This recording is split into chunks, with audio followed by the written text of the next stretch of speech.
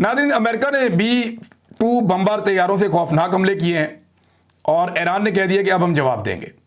यानी उन्होंने कहा कि अमेरिका ने हमारे अहदाफ में इजाफा कर दिया।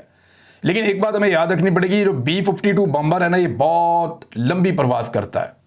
ये अमेरिका से उड़ के दुनिया के किसी भी खित्ते में अटैक करके वापस अमेरिका जा सकता है। इसकी ये कैपेसिटी है।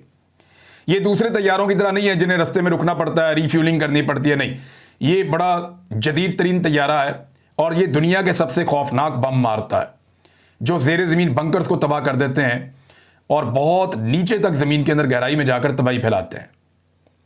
अमेरिका का दावा है कि उसने अचीव किया है कुछ, जबकि ईरान का और रशियन एक्सपर्ट हैं, कुछ और लोग हैं, वो ये कह रहे हैं नहीं, अमेरिका जो अचीव करना चाहता था वो हासिल नहीं कर सका। ईरान की जौहरी तनसीबात बेशतर जो हैं वो महफूज हैं और ईरान का उतना बड़ा नुकसान नहीं हुआ जितना बड़ा क्लेम किया जा रहा है। अब क्या